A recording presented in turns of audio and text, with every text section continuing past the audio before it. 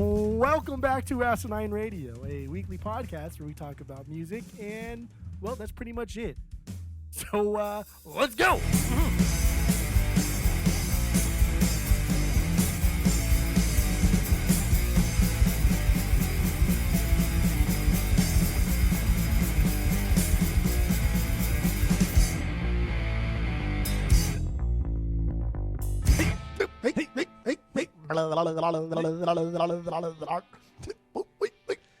This is Asinine Radio. This is the weekly music podcast where every week we get into a different band, different artist, and we break down one of the records, we get into the music, lyrics, how it was made, and everything in between. My name is Tyler, and way out there, hundreds of miles away, is Jeff. While you're listening, go to Spotify, Apple Podcasts, give us 5 stars. If you're watching on YouTube, you smash that subscribe button. Dude, that's what the kids say. And what are we doing today, Jeff? Go. What did you just crack open? Was that a Coors Light? Coors Lightsy, baby. We're doing Pennywise's Tapping Land the of the Rockies. Free? Land of the Free? Free? Yeah, we are doing them, and we're doing Pennywise this week because you and I are seeing them next week. We're seeing them live. Yes, in person, we are. Yes. In Live. person, we are seeing them, so we thought, why Live, not? yeah. But by the time this episode comes out, we'll have already seen them. Yeah, be the past. There you go. It will be in the past. Yeah. So we are doing Land of the Free. Free? Yeah. From Pennywise. Like I Pennywise. said, we're going to do the biggest banger stinkers from each of them. And then, oh my God. You're one of the most frustrating people on this planet. How have we been friends for this long? 25 years. 26 years. No, 25 years. We've been friends for 25 years. That's wild, man. We met like around 9/11. We met around 9/11. Yeah. Like when this album kind of came out. Yeah, when this album came out. That's literally when we met. That's why we're doing this. Yes, that's exactly why we're doing it. Exactly. So yes, we're doing Pennywise, Land of the Free. And let's get into our origin story with this record. Let's get into our first impressions of the record, bangers, stinkers if we got them, and like I said, everything in between. So origin story, Pennywise, go. Origin story. I actually listened to, cause I wrote down my origin story, and sometimes I feel like with like attrition through time, our origin stories probably, our memories kind of fade, and things that we think happened didn't happen the way we thought that they happened. And I think that's normal just through everybody. So I did listen to our straight ahead episode to see if my origin story was the same as what I thought it was this time. And it's pretty much the same. It's pretty much the same. And I'll do that sometimes when I'm like, this is what it is, right? Just to like confirm to myself that my memory's not. I've done that too. Not terrible. But anyway, my origin story, the cover song, Sam I Me, through camp and learning to play guitar early on is I wanted to play popular songs. But I like covers for a long time. I still like covers. And so this was one of the earliest cover songs that I listened to and would play on the guitar. And I kind of find out that the same band that did this, that won't you fucking stand by me, which I thought was just so fucking crazy as like a, 13-year-old or whatever, how fucking old we were. Yeah. This is right around like straight ahead era. So 99, so yeah, like a 12, 13-year-old. I thought that was just so crazy. Like, I can't believe you took like a classic song and fucking put fuck in there. It's crazy. And before, like, I listened to Cake and shit and heard like the Survivor or I Will Survive Glory Gaynor song. But then people at camp listened to Pennywise, and then Alien got huge on K-Rock, and then like everything kind of just came together right away. And then what really cemented it was Punkorama 6, 2001, when Fuck Authority was on there. And I was like, dude, that one band that I did the cover of and that also had that song Alien that every camp listen to, and now this is my favorite band ever. And so they weren't my favorite band ever, but like it was a cool period to be a little kid digesting new music. Yeah, it totally was. My origin story, I think it was Alien. I'm pretty sure it was Alien from Straight Ahead. They played it on K-Rock because that's all we did growing up was listen to K-Rock and watch MTV. All the time. And of course, Pennywise is L.A., Orange County. I mean, they're kind of not hometown, but they're fairly local. And so Pennywise just played all the time on K-Rock. And I think Alien was the first thing I ever heard. And what solidified it was not only that song when Land of the Free came out, like Fuck Authority, and then also the Punkorama 6, the cover that Pennywise did with Exene from X. That's what I meant to say. I'm desperate. Yeah, we're desperate. We're desperate, yeah. Not Fuck Authority. Yeah. Well, whatever. I got it. I understood. But so I mean, yeah, all of that, and then going and buying the Straight Ahead record, buying the Land of the Free record, and just really liking Pennywise at the time. I had a band shirt, a Pennywise band shirt, even though I hadn't seen him yet at the time. Do you remember that shirt? It was a green shirt, and it just said Pennywise in block lettering across the front in white and red. I don't remember that one. White and red, white background, white box rectangle, and then in it Pennywise in red, and then just a green shirt. I wore that shirt all the fucking time in high school. I don't remember that one, probably because I didn't make fun of that one. Okay, could be it. You made fun of I know you made fun of the Thursday shirt that I used to wear all the time. I think you made fun of the AFI ones I used to wear. Yeah. Corn ones, of course, you made fun of. Obviously. But even though I didn't really like Thursday, but I liked Corn, I liked AFI, but those are just fun to make fun of. And AFI is such an easy band to make fun of. I know. They really are. Yeah. I had that cool AFI shirt too, where it was the four of them on the front. The faces? During like the All Hallows era. Cool. Yeah, it was cool, I guess. That was a cool shirt. It'd be cool now, for sure. Actually, fun little story with that AFI shirt with the four of them on their faces on it. Like their arms are crossed and they're all serious and shit.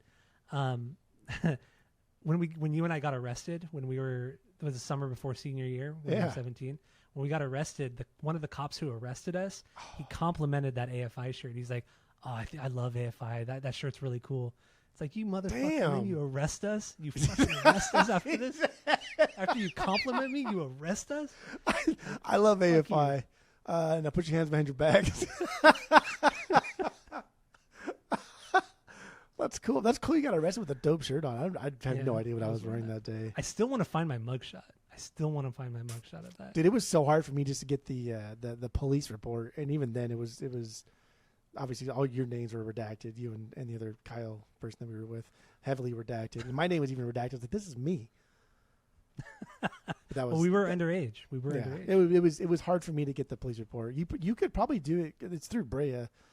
So maybe next time you're over in that area, stop by the police station. Stop by. Say, hey, I'm almost 40 now. Where's my mugshot? Just tell them like it's for a job. Like you're doing a background check for a job and you need like the police report from what happened. And but then they're going to ask you, they're like, well, I need permission from like these two people. Like, dude, I've not talked to them in 30 years. Like, are you kidding me? Yeah. Maybe I'll try. To do that. You should do it, dude. That'd be funny. Mind you, okay, so anybody listening, when you and I got arrested, when Jeff and I got arrested, we didn't hurt anybody. Nobody got hurt. Nothing actually happened. We were just we were making a dry ice bomb. Making bombs, baby. A lot of kids were doing it. Setting off fireworks. But it was just right after 9/11. Yeah. Well, it was a couple years after 9/11. That's still like, I mean, okay, so that's even worse because right after 9/11, that would have been semi-acceptable. But a couple years after 9/11 is when the country really rallied behind the war in Iraq. Mm-hmm. That's true. Right. So like it was just and that all kind of relates to this album and this era. That's why we're doing it, baby. Yeah. But also, I just want to reiterate: we didn't do anything. We weren't going to hurt. We were not going to hurt anybody. We were not going to damage anything. No. So that's what was the origin story? Let's get into Land of the Free. Initial first impressions, initial thoughts on this record, and then we'll get into bangers and stinkers. So what do you got? Go. Yeah, this was my first Pennywise CD that I bought, like as it came out. Like I got Straight Ahead before that through like the Columbia House thing, but this is the one that I waited for and I wanted it because the Punk-O-Rama came out with We're Desperate, and I remember buying the CD and like, where the fuck is that song? Like that's the best song. Where the fuck is it? It wasn't here. But the Fuck Authority was also really, really good. But yeah, my first impression was just like, this is amazing. This is so like no one's ever done this before. Again, we're 13, 14 years old, right? Yeah. And this is pre-internet, so like I had never heard anybody like Fuck Authority. That's crazy to me. That's crazy, dude. So aggressive. Like no one's ever done something like this before, and it's so catchy, and I just you have to sing along quietly with your headphones on in your room. Fuck Authority. If you don't say it too loud, because then your mom's gonna hear you. Like, what are you listening to? What are you talking to? Yeah. You ever do that? Did you ever do that thing where you thought your headphones were like you were in the car, let's say, or you were in the living room, and you thought your headphones were too loud, so you turned it down as low as you can make your CD player? Yeah, of course. Because you were so afraid that your parents were going to hear what was being said on the song or the record. Fucking absolutely. I used to be so paranoid, and then thinking back on it, it's like we're driving 70 miles down the freeway. There's no way they could hear anything that's going on in these Well, headphones. and also don't forget too that you're driving in the car, and your parents are probably, because I would be happy. Your parents are just happy you're shutting the fuck up. Like, Probably. I Well, I was don't a care pretty what you're quiet listening kid. to. I was a pretty quiet, oh yeah, pretty I'll quiet be. kid. I know you fucking were. me. Yeah. But I was very quiet. So yeah, my initial thoughts. I mean, this record was, I loved it when it came out. I bought this CD. I think I bought it at Best Buy. I'm pretty sure I did. And yeah, I loved punk at the time. I still love punk music. I like fast music. I like thrashy music, and this just scratched every itch at the time. Wasn't my favorite album by any means. I loved AFI at the time. I loved Nirvana. I loved Korn. I loved all these other punk bands, but Pennywise was just straight up fun, and it was fun to say "fuck" in a song. I mean, the only other band I heard that said "fuck" this much was like Limp Bizkit or Dead Kennedys. They said "fuck" a lot, like "fuck Nazis" and you know all that stuff. But like Nazi punks, fuck off. But yeah, anyway, just I think I like this record then. I still like it now. Not my favorite now, but it has the nostalgia. It has some killer tracks. So, do you have any stinkers on this one? No. When we did Straight Ahead, did you rank this your favorite? Do you remember? I do not remember. I don't remember. Curious. Were we even ranking at the time? Yeah, we were definitely ranking at the time. I mean, then I might have my notes. Now I'm curious. I didn't even bother checking that. Okay, I look back on my notes and a couple things. There's only like one thing that really changed for me, and that was Pennywise is Pennywise. I put that higher this time than last time, but everything else for me pretty much stayed the same. Because I kept notes for all my rankings throughout the years, but not notes. So my rankings were very different.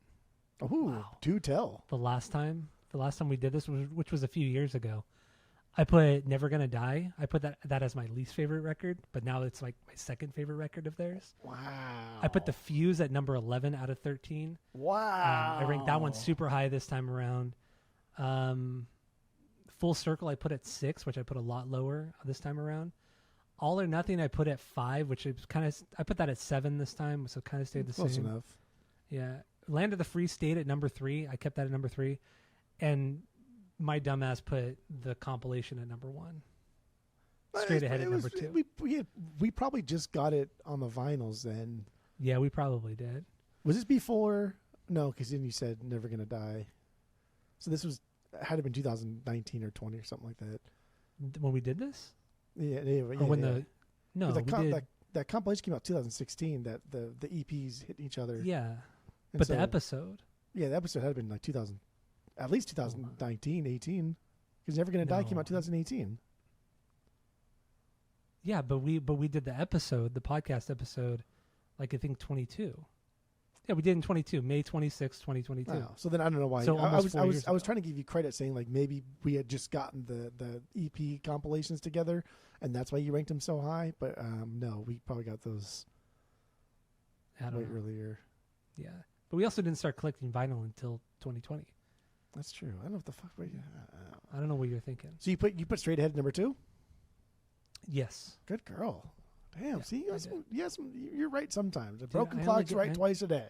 Well, I'm right all the time. So anyway, where are we at? Let's get into banger stinkers. Banger stinkers. You have no stinkers, right? No stinkers. Nothing even close to a stinker here. Same. Yeah, same here.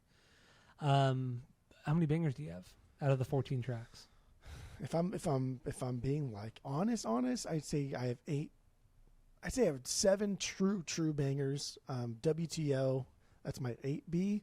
I do think that is a banger, but I do think it's a reworking of Something Wrong With Me. But I still think it's really, really good. So 7 Look at that. true bangers. I have 8 bangers as well, and my 8th banger is WTO as well. Look at that. Look at that. So, but the rest, the other 6 songs are still great. Nothing wrong with them at all. No stinkers at all for me. Good. So let's get into our 1B. Favorite song on here. What do you got? It's Fuck Authority. Fuck Authority is the best song on this record. It's insane. It's wild that even in the burgeoning punk scene of the early 90s ended up here. And we have to talk about like 9/11 and how that changed music, because it did, especially American music. This is before that, and you would think like if you listen to this record front to back, dude, like just before. Yeah. If you listen to this record front to back, you'd be like, oh yeah, I get it. Like this was post 9/11. Like no, don't forget, punks have been hating our government well before 9/11. Like our government's been fucking stupid and retarded well before 9/11. So that's just like brought it to the world forefront, and like everybody now realize like, God damn, you got some problems over there. But having fuck authority, 2001 is just, I don't know, this is just crazy to me for a band that's well established, that coming off the coattails of Straight Ahead too, and Alien was so big, and K-Rock is like at its like apex here. Like K-Rock is huge. It's worldwide. Everybody fucking knows it. Jesus knows who fucking K-Rock was. So they could have put something out that could have been catchy, and they put out fuck authority, essentially like blacklisting themselves from the radio, because this got played like once or twice, but you can't play it because it's stupid. It's just authority, right? Yeah, authority. They would play it though. K-Rock would play it. They would play it. Not as much as other songs from this record or from Straight Ahead, because it just sounds stupid. And it's just crazy to me. Like your best song for this record, you sabotaged it. I don't know a better word for it other than sabotage. But I don't think I think they did it purposely, because they fuck, they're punkers and they don't give a shit. And they could have signed with bigger labels, but they didn't. They stuck with Epitaph, and it's just like fuck authority. Wow. Love it. It's so cool. And also, when 9/11 did happen, the song went on a list of banned songs from the FCC. So they weren't played on the radio. The song wasn't played on the radio, and it wasn't on MTV anymore. Like hundreds of bands and thousands of songs were all banned from the airwaves, which is so fucking stupid. I mean, what happened that day was unprecedented. It was unreal what happened, but to ban music and ban, I mean, the aftermath that kind of shit that is so stupid. It's like when we talk about music, right? There's like the punk movement, like pre 9/11 and post 9/11, because after 9/11 happened, like the things that our government did and implemented, like we're still feeling the effects of, and we talked about like surveillance and I don't know, like AI and infiltrating our lives, like that's been fucking happening. And like George Bush said, we could do that, and it's not a big deal. Don't worry about it, dude. As long as I've got your back, like Patriot Act, dude.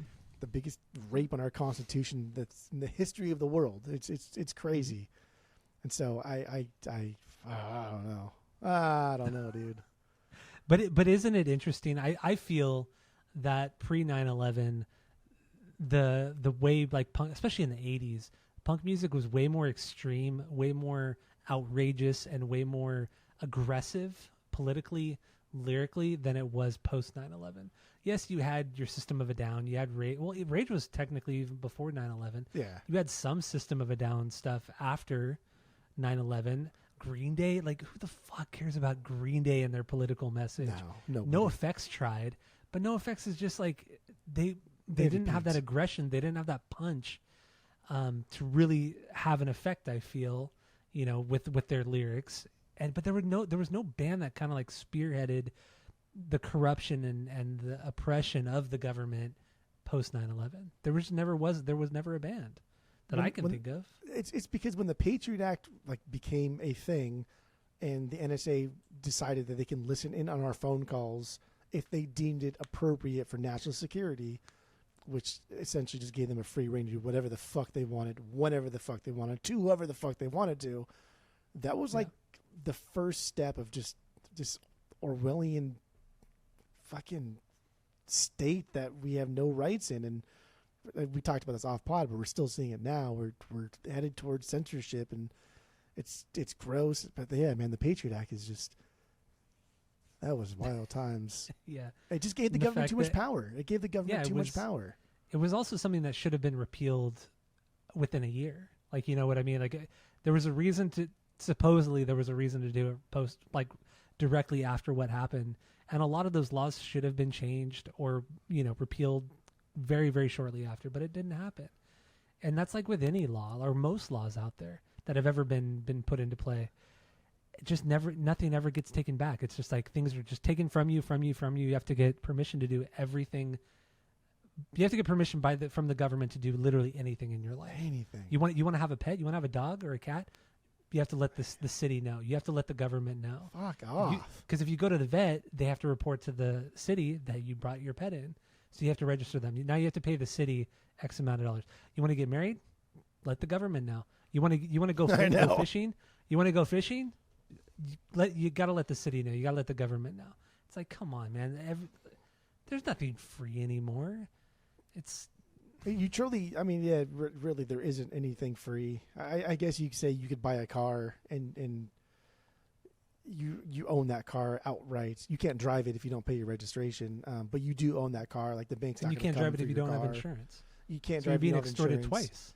But if you don't, like for instance, your house, right? If you don't pay your property tax, like you own the house, okay, then take your house and leave, right? You don't own like the land per se. Like, okay, then put your house in your pocket and take off. Like that's obviously not reasonable, but yeah, you really don't like own You don't own anything. Goddamn thing. Taxes, baby. Taxes. You know that scene in like this is how I've heard I've heard people romanticize the Patriot Act was and this is like us like growing up and I was for, dude, like I'm not even gonna lie, I was for, like my dad's side of the family, very, very right-wing Republicans. You were also like 14, 15. I was also like 14. I was very much for the Patriot Act, and I was like, oh, fuck yeah, dude. Like, we need to get these bad guys. They have weapons of mass destruction. So, obviously, I'm a very different person now. But, you know that scene in Batman? I think it's Batman fucking Dark Knight when Morgan Freeman, he has all those TVs, and he's looking over all of Gotham to try and find the Joker.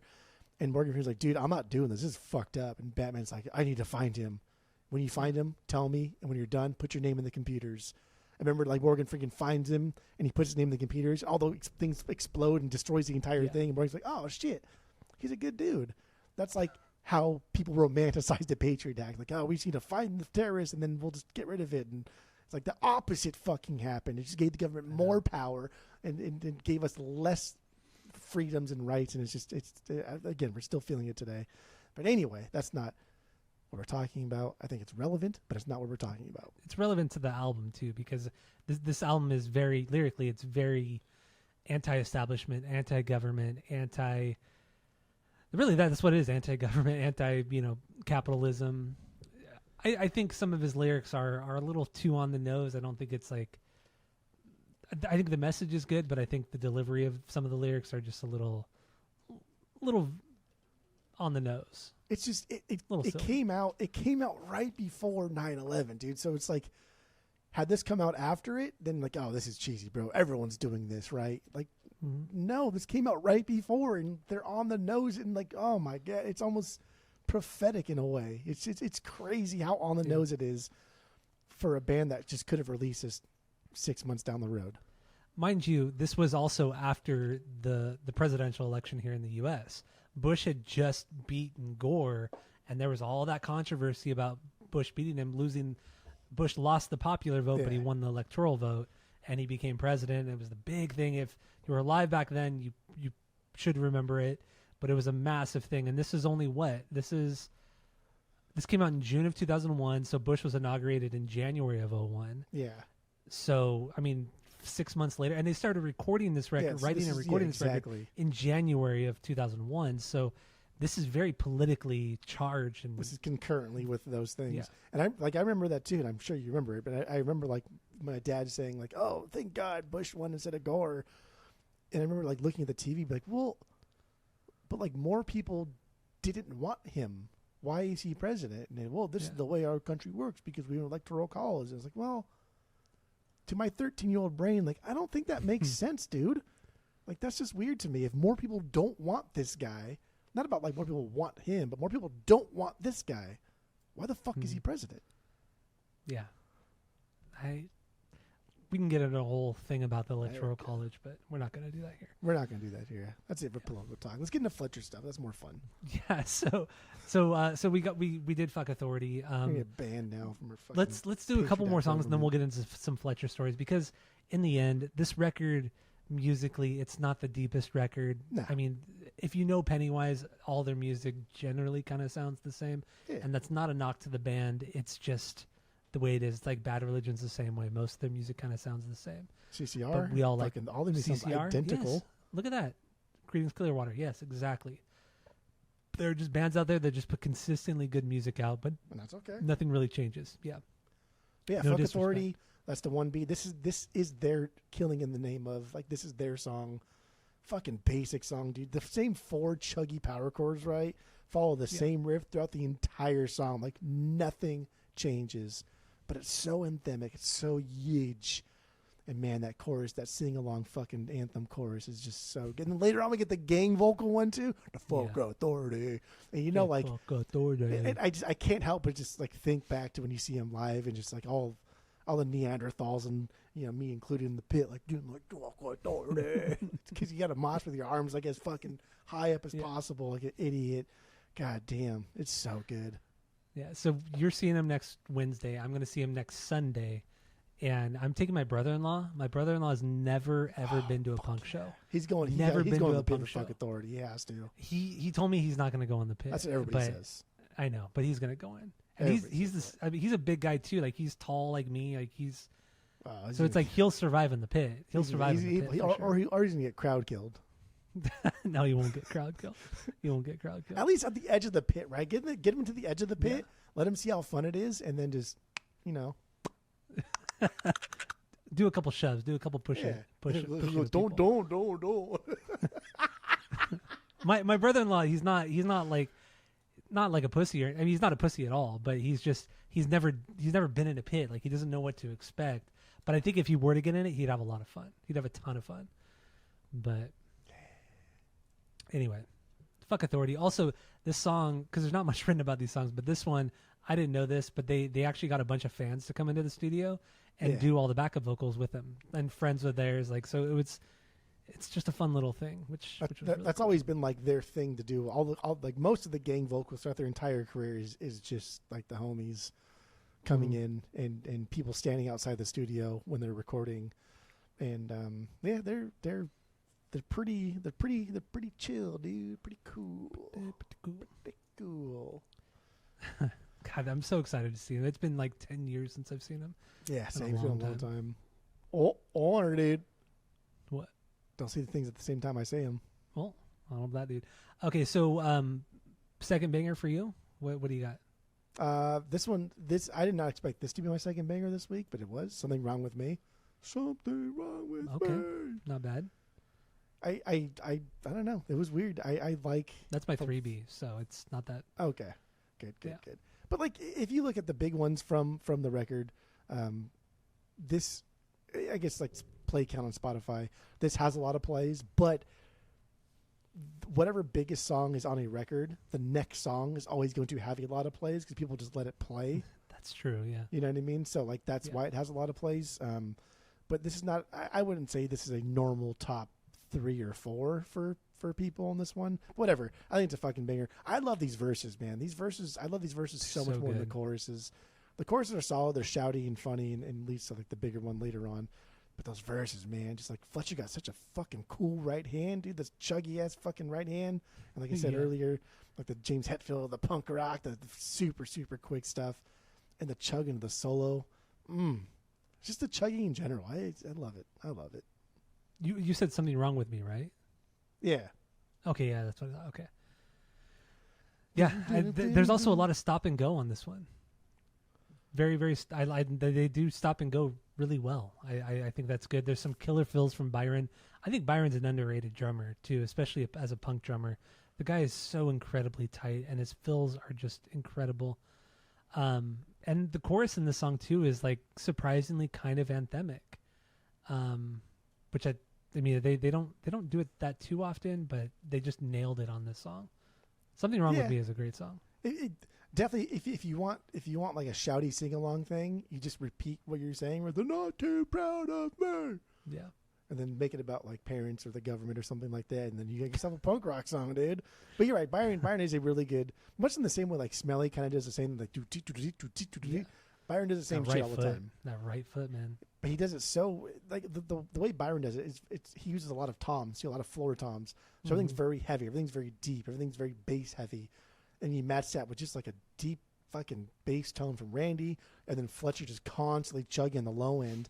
So you get so much low in this band. Like everything is just so heavy and just so sludgy and so, like you said, thrashy and metal. Like this band is just so fucking heavy for a punk band like this. Whereas like Bad Religion, on the other hand, literally all just power chords. All power chords. And all like low power chords. So they don't really get like Fudges never gets too crazy with it. And they got one guitarist anyway. He never moves above the sixth fret, seventh fret. Never moves higher than that. A lot of open E's there. Never going higher. It's easy stuffs. It works. It's their sound. It is absolutely. It's not dogging them. That's what they do. That is literally their sound. And it's again now it's appropriate time, but like it's one of those things where people call it like the Seinfeld effect, right? Like, oh my God, like this is just trying to be Seinfeld. This is just trying to be Seinfeld. Like, oh, Seinfeld did the same thing season after season after season. Larry David, like, like Curb is just Seinfeld. Dude, no one did that shit when it fucking came out. That was like revolutionary.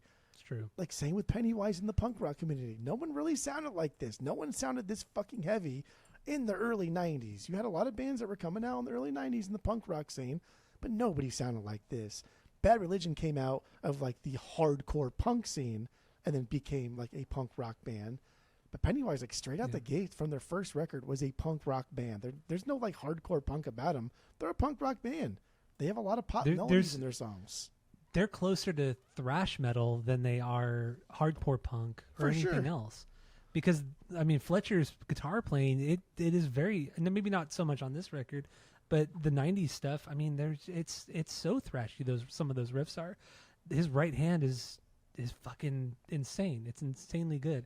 And like I mentioned on the rankings episode, the guy, it's crazy because the guy is so big. He's such a large man. 6'6". 6'6", over 300 pounds, probably pushing 400 at certain points in his life. And he plays the guitar so low, like below his belly. Like, how are you playing these thrashy riffs? You know, alternate picking, like all this shit. Like, how are you doing this with your right hand when the guitar is so fucking low? It's crazy. It's like crazy. Fletcher just, there are certain guys in like punk rock that just have like a look to him, right? Like Billy Joel with his low guitar, Tim Armstrong with his low guitar, Fletcher with his low guitar, but Fletcher's got the hat on at all times. Yeah. The beard, that's fucking just the beard right there. And then the glasses. Yeah. He's got like those like Oakley glasses that are probably prescriptions, but they have the thick glasses that look like Oakleys, you know what I mean? Like a bro. Spy or Black Flag. Yeah, he looks like a bro. Is what he looks like. He's a 909er. 909er. Yeah. Even though he's not, but he looks like a 909er. Yeah. Lyrically, though, this song's Something Wrong With Me. It's about realizing you're controlled by the system and then having that awakening, realizing like, oh, I'm not like everybody else, but you have a hard time getting away from it, like truly escaping the propaganda and the manipulation you see in society and on TV and in everywhere. So I think that's what this song is about, kind of finding yourself. Yeah, I thought it was cool. Like for such a highly politically charged record, this is about like, yeah, there's nothing wrong with you, dude. It's be yourself even when like the world pushes you to be somebody else. And it's just funny because like post 9/11 Patriot Act America, like that's what happened to music and just like mainstream media. We were pushed to be as if we're in fucking mainstream media, but we could see like media being pushed to be something else. Like, there was so much patriotism for this war, and it's just crazy that like I don't know. I think it's almost like eerie, like X-Files-esque, where this record goes hand in hand with like a post 9/11 America, even though this was before, right? Isn't there something weird about that? Like it just feels kind of weird. Oh, definitely. Okay. So my 2B, my second banger is the title track, Land of the Free. 2B here. I love the intro. It's a really cool intro. Some great stop and go parts, because like I said, they're really good at doing this shit. So good at doing it. Some good thrashy, like palm muted stuff all throughout the song. But the chorus melody, straight up the Offspring. Like it's Offspring, absolutely. And it's so fucking good. No disrespect to either band, but just they nailed it with the chorus on this song. Anytime the only you have like negative. No, what do you? We got negative. What's negative? I said the only negative thing or cheesy thing about this song is during the bridge, the Pledge of Allegiance thing. It's like, come on, dude.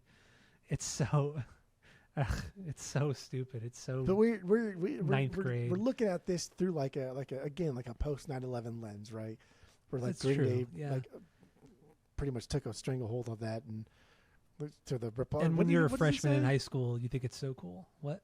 The representative from California has the floor. That's what it was. That's what he says. Oh, when Green Day does it. Yeah. But so like in a pre like 9/11 phase, like this is cool. This is like, oh fuck it, that's crazy, man. As we sit there and like do the Pledge of Allegiance every single day in school, but never learn like why we do it or why if it's okay to like not do it. And like there's all these there's all these questions that are never asked and never answered. So I don't mind it that much because I do think it's a very 13-year-old us like going into it and like, oh fuck that, I'm not doing the Pledge of Allegiance. And I wish I even like just thought about like I'm not doing the Pledge of Allegiance today. Like that's I don't know, that's just so punk rock and cool. But I always did the Pledge of Allegiance every day in Esperanza when we went there. Yeah. So lyrically, complaining about the corruption, hypocrisy of the U.S. and how we're not really as free as we think we are, as we're told. We're convinced that we have all these freedoms and we can do whatever we want, blah, blah, blah, blah, blah. But in reality, that's really not the case. We're all just tricked and manipulated by the media and government and all that kind of stuff. And like we talked about a little earlier and off the pod, it's just gotten so much worse, 25 years later, literally 25 years later. Because this came out in June of 2001. We're in May of 2026. So yeah, almost exactly 25 years later, this album, I mean, just the things that he talks about. It's gotten worse. It's gotten significantly worse. I mean, look at the presidency, all the presidents since then. I mean, Bush was terrible. Obama wasn't great. Trump was terrible. Biden was fucking horrible too. And horrendous. Second Trump is, you thought Trump 1 was bad. Trump 2 was even fucking worse. Biden was pretty awful, but Trump 2 is wild. But you can't do anything. But you can't do anything. Just pay your taxes. Be a good citizen. That's all you can do. That's all you could do. Yeah, it is. It does seem like we're hopefully heading to this point to where things are going to explode and become contentious in American history. We're not that old here, but the last time Americans really, really hated whatever government was here, it ended in a war, a big war, to free ourselves. So maybe that's where we're headed. I don't know. I don't think so. I hope not. I think society is too passive now. I think we're too comfortable with the way we live that we let things happen and we just don't care. That's what it is. That's what it is. It is pretty wild that like out of all the things that are happening, what pisses off Americans the most is high gas prices, which is a historic truth. Of everything. Like that's a historic truth like throughout the decades is like, bomb whoever you want. Just don't raise my gas prices. Like gas prices where we draw the line. That's fucking weird. Because we're told it's like, but then you look at the news, you look at, CNN, you look at BBC, you look at fucking Reuters, all of it. They're all they talk about is like the how much it costs for oil, like cost per barrel. It's just like it goes up and up and up. This is the highest it's been in 5 years. This is the highest it's been in 10 years. This is the highest it's been in 2 years. It's like all of it are non-events, pseudo-events. Some might say, but it's just we're so inundated with how much gas prices are and oil prices, I should say, that we don't look at the repercussions of what's going on. Look at what's happening in Lebanon again, constantly being fucking bombed by Israel. They just bombed them today after the ceasefire. It literally happened today. Well, the ceasefire didn't include Lebanon, supposedly. I know, which is it's all so stupid, and we're not focusing on that shit. We're not focusing, obviously, what's happening in Palestine and Israel. I'll tell you, anything that's going to get us banned on Spotify faster than like playing music that we don't own is going to be like shit talking what fucking Israel is doing in this war. That's going to get us banned faster than anything else.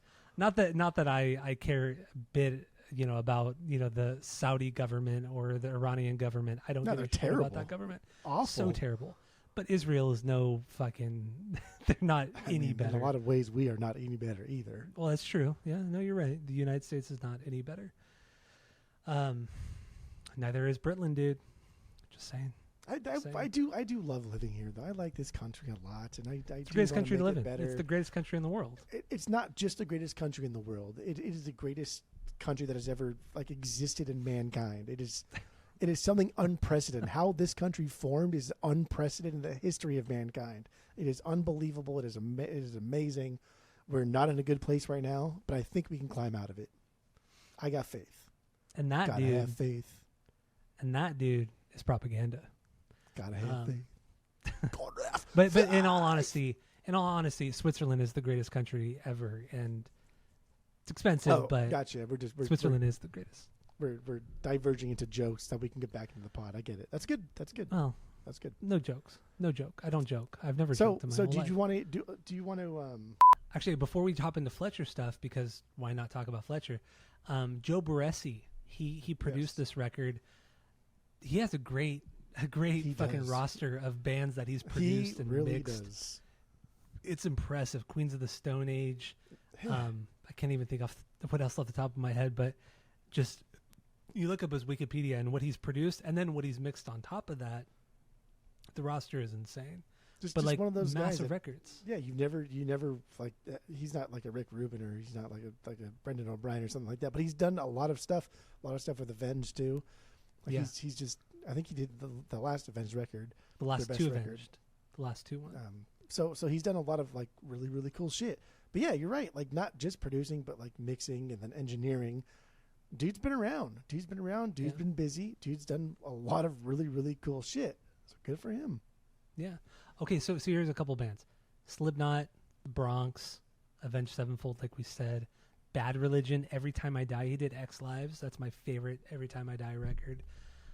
He's done several Bad Religion, actually. He's done Coheed and Cambria. He's done the band ISIS. Great fucking band. Clutch. Queens of the Stone Age, like I said. Powerman 5000. Melvins. Just so many. And that's just bands that he's produced. But he's done so many more, mixing. So really like the year 2000 and above is when he's active as a producer, it seems like. Yes. Yeah, that's really what it is. He mixed Tool's 10,000 Days, which is their best record. Yeah. That's cool, dude. Second best. Well, okay. It's their best. I'm a Tooligan, so you guys don't understand what it's like to be a Tooligan. I'm a longtime fan, so I know just about everything there is to know about Tool. I don't know about that, dude. All right, so back to Pennywise. I mean, like we've talked about, this record it's a lot of the same stuff. I think lyrically, having this be right before 9/11, it's politically charged, really politically charged. But then we got to talk about Fletcher, the goofball that is Fletcher. He's a legend within the punk scene, truly a legend within the punk scene. And the stories that you hear about him, I mean, we've probably heard a fraction of the shit that he's done behind the scenes. He doesn't even remember fucking most of these stories. That's true. And every interview I've ever seen with him, everything I've ever heard of people talking about him, it's never the same story. It's always something new. It's always something different. So we didn't make like a top 5. We didn't make like a top 5 favorite Fletcher stories, but I think we should talk about some of the stuff, right? Oh, for sure. I have some new ones that I read this week. I have some old ones that I want to get into, and then just overall, like I don't know. I do think this is a foundational band for the punk rock, like the SoCal punk rock scene. I really do. Whether or not you agree with how good they are or whatever, these are the guys that are pushing it forward. And are you? What is this? I was gonna say, hold on. Why don't we wrap up the album right now, and rate the record, and then we'll just do the Fletcher stuff. We could Fletcher do that. Love after. Because it kind of sounds like we're already doing a wrap up. Fucking big. It was just like, hold on there, dude. Hold on to that, dude. Yeah, let's just wrap it up. Let's just wrap up this record. And then rate the record, and then we could talk about just Fletcher stories because they're fun and he's crazy. Yeah. So that's a good idea. Did my wrap up. Kind of did my wrap up already. I would give this record a 2.25 out of 3, 2.5 out of 3, maybe somewhere in between. I don't know, 2.35. Let's say.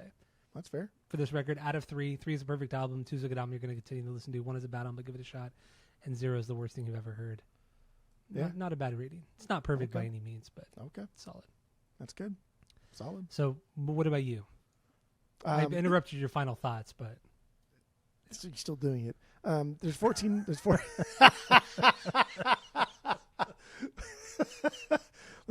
There's 14 songs here. You really don't get a non-banger until like track 8. Like Twist of Fate is the first song where you're like, damn, this song's not a banger, but it has its own identity, right? Like My God, all the way to fucking Time Marches On. They're all bangers, and that's like, so for your banger list, tracks 1 through 7, are those all your bangers that we talked about? pretty much. Okay. Yeah. And some iteration of 1 through 7. Mm-hmm. Yeah. So the record is very top heavy. It's a little bit long. I think it could have been cut 2 or 3 tracks short. That's fine. But so into my wrap up, I agree. 2.25, I think 2.5 is a little bit high. I think 2.5 I would give like Straight Ahead, maybe a 2.6 for Straight Ahead. It's fair. It's not a perfect record. It's just I do think Pennywise is a foundational punk rock band, and because I think that because of what they've done for other bands, and Bad Religion is a band that opened the doors for so many other bands. I feel like I'm saying bands a lot for other bands, but that's because of Epitaph, and Epitaph is a label that just everybody was an Epitaph, and if you want to be punk rock, especially SoCal punk rock, you had to be an Epitaph or Hellcat or Fat Records. But like Bad Religion was the first one, right? There would be no Fat Records if it wasn't for Epitaph. And even like No Effect was on fucking Epitaph for a long time until they finally switched over to Fat Records. Even though their first like EP, I think, or their first 7-inch was on Fat Records. Their first Punk and Trouble was on Epitaph. Like all their big records were from Epitaph until like Valium, I think. Yeah, I think Valium was the first Fat Records release from them. But even they were like, nah, we can't get off this fucking gravy train that is Epitaph. So like everybody knew that. But Pennywise, dude, the Pennywise put in the fucking work. We talk about like workhorse bands. That's Pennywise. They went on tour every fucking year, went overseas. And like overseas, dude, Brazil loves South America always loved American punk rock more than like Americans love American punk rock. And they were literally there last month, 2 months ago. They were there last month. I know, dude. Europe has always liked music in general more than like Americans like good music. We like pop music a lot, but Europeans always like good like rock based music more than we have. But Pennywise is a workhorse, but they've also like helped bands. And so one of the stories in the Blink chapter of the book we're reading mentioned that like Fletcher was a big proponent for Blink to get on. He's like, I like this band, they're fucking cool.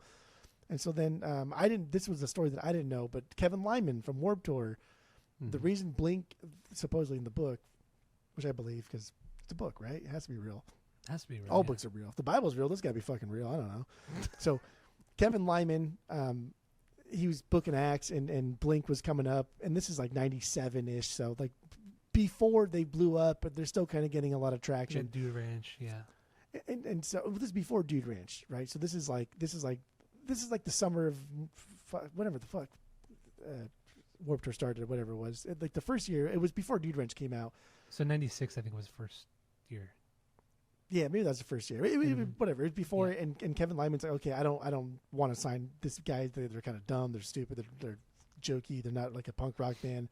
But Fletcher was the one to like really push for him. In the book, the story goes that Fletcher told Kevin Lyman, "You are not leaving this room until you sign these guys." And that's a story that I had never heard. And then I'm just like, God damn, like Fletcher liked Blink so much. And the whole story of them taking them on tour in Australia and paying for their airfare and paying for their hotel just because they liked this band. Like that is what Pennywise did. Pennywise took so many bands under their wing at their own expense just because they liked them, just because they were good dudes. They embodied like the punk ethos, and like Blink sure as shit did. Then also in the book too, there's a whole other Blink thing that's really cool.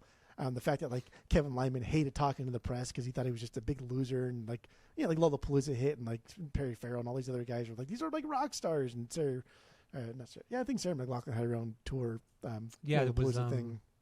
What was that? It was not some like female chick thing that was supposed to put like girls in the front.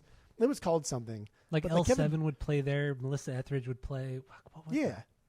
But Kevin Lyman Damn it, I wasn't a forgot what it guy was. from a band. He was just a dude that was like a roadie and like an A A&R. promoter, A essentially. promoter. He wasn't an A&R guy. He was a promoter. Yeah. And so he made Blink. He's like, yo, if you want to be on the tour, then you guys need to talk to press from now on.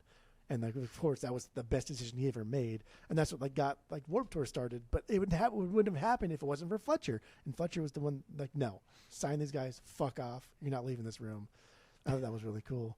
And the whole That is Blink so stories cool. with Fletcher and Fletcher shooting him with BB guns. And but anyway, I read another story today. I think it was 2012 in the era of Zoli, and NoFX is playing a show at the House of Blues, and Fletcher's there, and he's trying to get his girlfriend backstage, and NoFX is playing, and the guy's like, "No, you can't come backstage," and Fletcher's like, "Okay, I guess whatever," because Fletcher has a pass, but his girlfriend doesn't. And so Fletcher's like, "Okay, bye. I'm gonna go backstage. You can just go sit up there."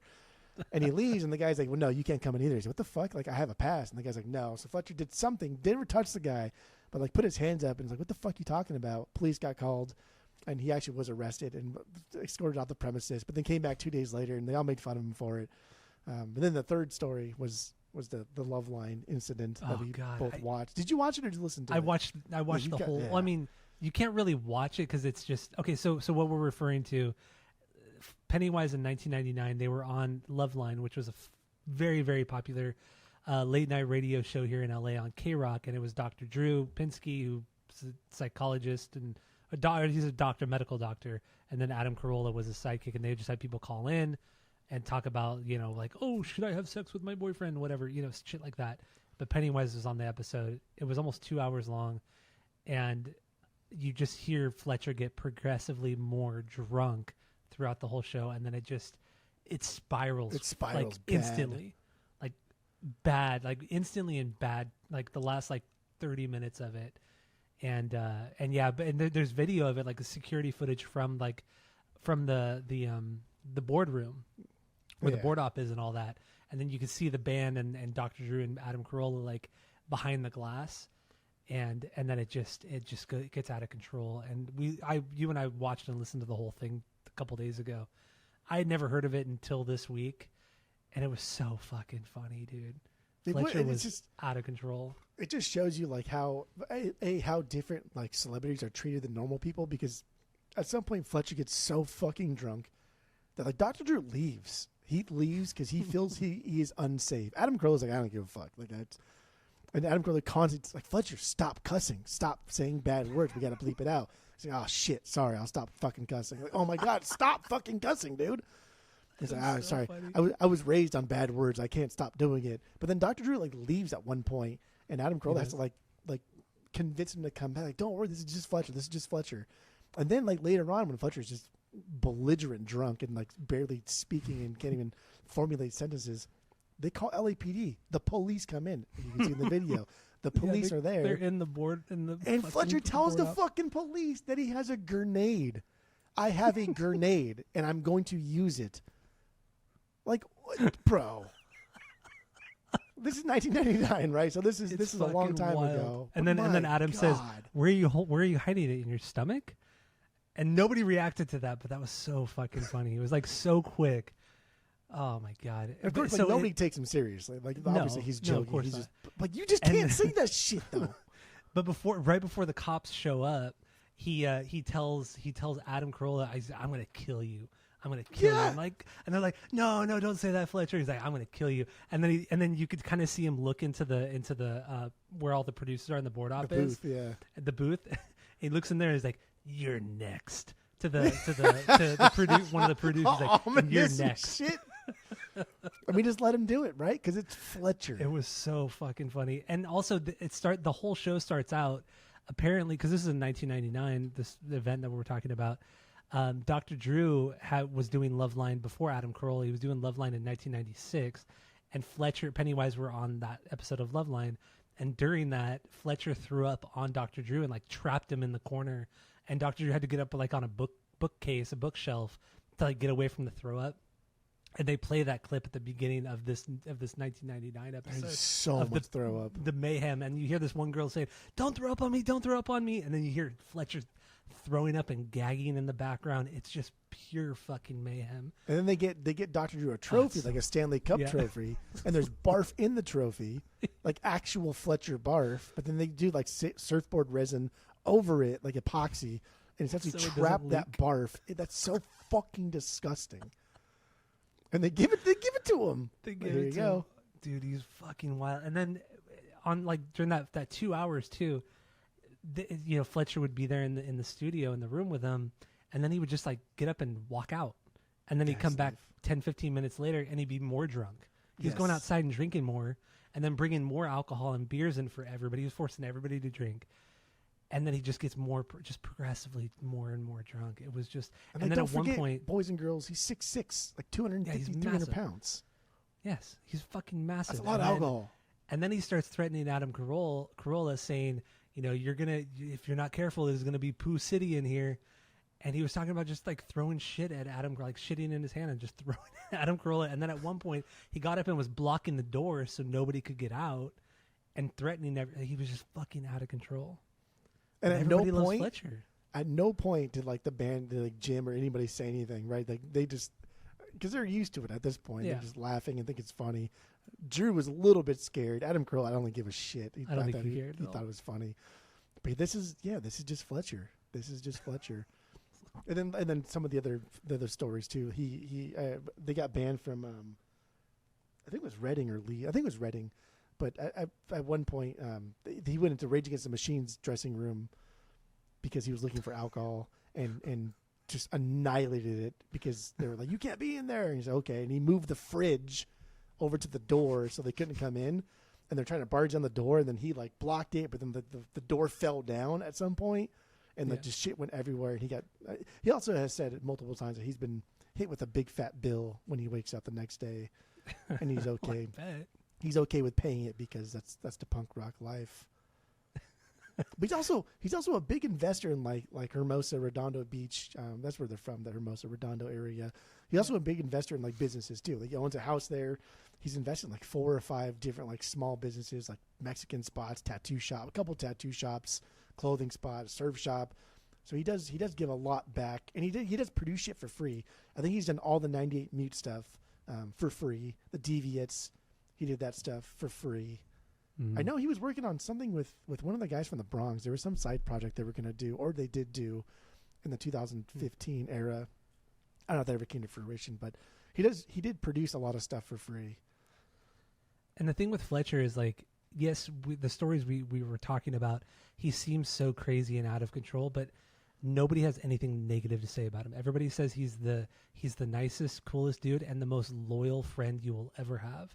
They say that he has your back no matter what. Like if somebody disses you or does something to you that's not right, he will go after that person. Like he has your back 100%. Yeah. I've never heard anything negative about Fletcher. Nobody ever. Even on the NoFX final show, right? When like all of our fucking childhood idols are up there, dude. Like everybody's just playing like their designated instruments, and dude, we just so many people, and then we talk about it all the time, and just the tears coming down our faces, and we're seeing all of our fucking idols, and there's Fletcher just grabbing shit and smashing shit, and for people like Mike Herrera's bass and fucking destroys his custom bass and destroys. But I think Mike had 2 of them. I think he brought a fake one, not a fake one, but a secondary because he one. knew something was going to happen. He predicted that Fletcher was going to do something, so he brought like an imitation bass. But it's a rite of passage. It is a rite of passage for Fletcher to grab your shit and demolish it. And even like Fat Mike, like Fletcher has thrown Fat Mike around multiple times. And another story I read too in that 2000. Actually, I think it was at the same House of Blues show.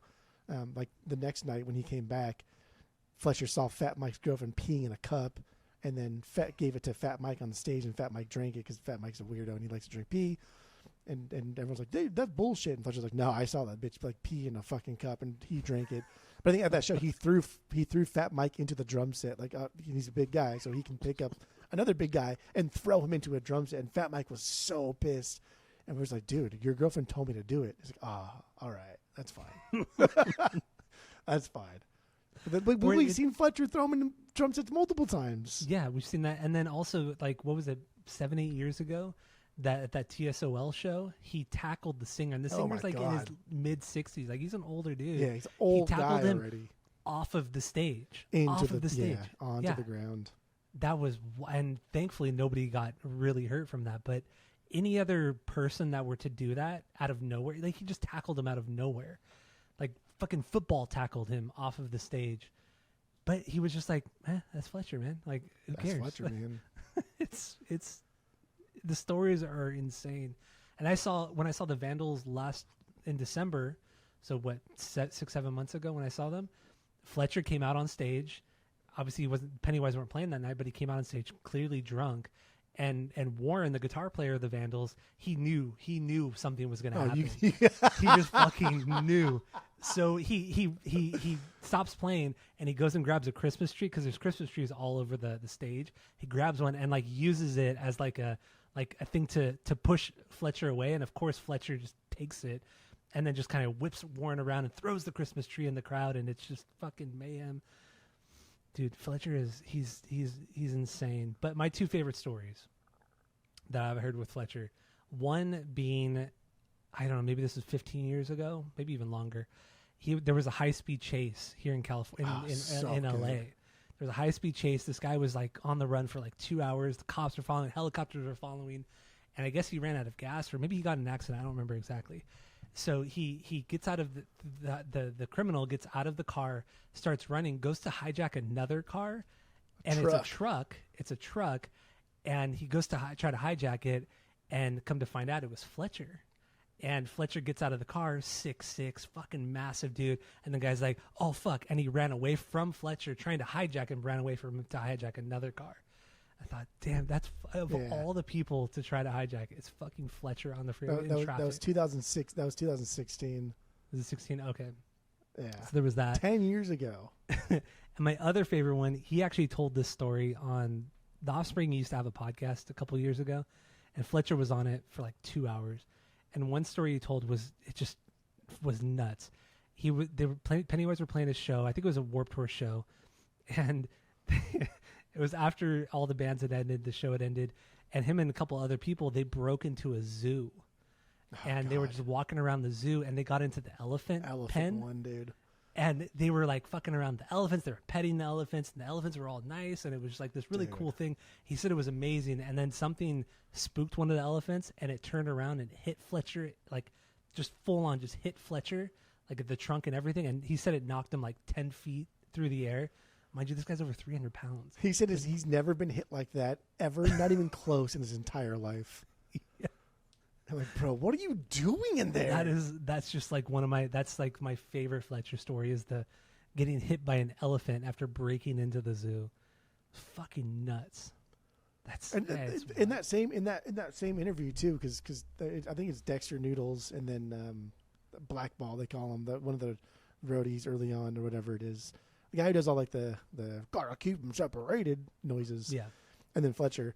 And they all say like, dude, like, you're the reason why we're here. Like, we used to open for you, and like you took us along and like took us under your wing and help us get like promotions and better, better shows and like better time slots and stuff. And even like Dexter was like, yeah, we owe a lot to you. Like, we're very happy for you. And Fletcher never said anything about like Offspring opening up for Pennywise, which is pretty crazy. I know.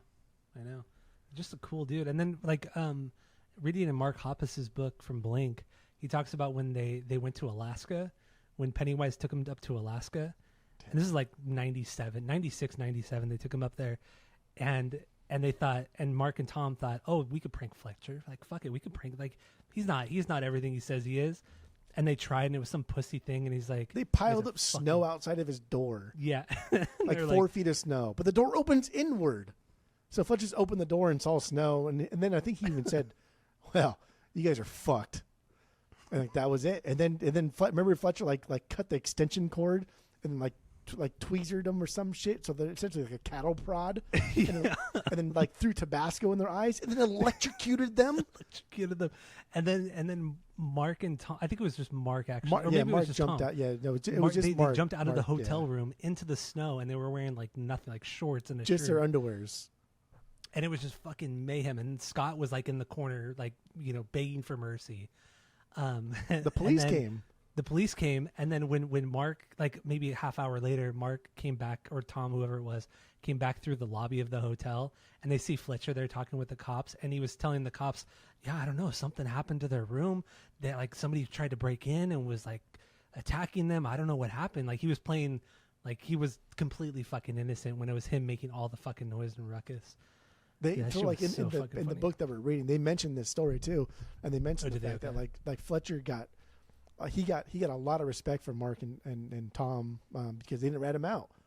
Yeah, like the police like questioned, and they could have went to jail, and like they did damage, and like there's you get electrocuted. Like, who did this to you? Like, oh, I don't know, it was just us. And Fletcher's like, oh, cool. But also in that same too, like in that same tour in Australia, like Fletcher was shooting them with BB guns while he was on like the 3rd, 5th, 6th floor while they're in the lobby. He just shoot them with BB guns for no so fun. Wild. Like as they're coming home from just walking around the street, or as they're leaving in the morning, just shoot them with BB guns, just picking on them. Wasn't that the big thing too? Like also in Australia, guns are banned, so even having like a BB gun is like a big no. I feel like that was something too that goes along with the story. But yeah, Fletcher is a wild boy. Yeah, I would like to meet him. Like, one day I would love to just meet him. Not even just like have, I don't know. I would like to meet him because he's really nice to fans too. Like he's really, really nice, and he'll take pictures and just talk to you like a normal person. That's what I've heard. Like we always talk about like how people are kind of like bigger than life, and if we happened upon them in real life, we'd be kind of like smitten, right? Like Paul McCartney's one of those guys, just like bigger than fucking life. Jimmy Page, Robert Plant, like I think in like the punk rock realm, like Fletcher's kind of like that guy where I would just be like, damn. Yeah. Like this Fat Mike is another one. Like they don't seem real to me. They just don't. Yeah, but Fat Mike has flaws. Like to me, Fat Mike has flaws and makes him human. Like Fletcher, like just to me, just doesn't have any flaws. He's fun, and he embodies punk rock in like every way, shape, or form. And if I was a more fun person, my life would be identical to Fletcher's, right? Like Fat Mike has flaws, and he's kind of weird, and I'm like, I don't know. Some of the stuff you've done is kind of stupid, but like Fletcher's just, I don't know. It's good. I understand. That's good. But yeah, Fletcher, yeah, the stories are insane, and they seem to be endless. I mean, you just hear, like I said, you hear so many crazy things, and those are just a few, and those are some of my favorite stories of his. So, the elephant one, though, just gets me every fucking time. I cannot believe he did that. I mean, that's just like no matter how drunk you are, no matter how fucked up you are, and like whatever, there's still like the fight or flight thing, right? Like the animalistic nature to survive, and like no matter what, you get into a cage with an elephant.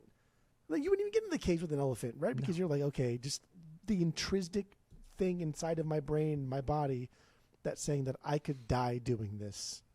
I'm not gonna do it. I know, it's wild. And he's probably just drunk. The stories are never like, oh, Fletcher was on heroin, or Fletcher like did this. Yeah, it's always drunk. No, he's always drunk. Yeah, he's just drunk. All right, so I think that's good for this episode. Yeah, I mean we talked about the record, we rated it already, so I think we're good, right? Yeah. All right. Well, thank you all for listening. They played that first. They played that first LA Invasion. That was the first time I saw them. Was at the LA Invasion with Weezer and Osprey. What year was that? 01? That's 2001. Yeah. Oh, okay. I don't remember the first time I saw them was. Damn, that was after high school. That was for this record. Before 9/11. Land of the Free. Oh, that's crazy. Oh, that summer before 9/11. Yeah, that was like July or August. Shit. There you go. I think it was right after high school when I first saw them, I think. But anyway, I don't know. Good stuff. Great band. Love them. Go check them out and keep listening to the podcast. Thank you all for listening, and that's it. That's all.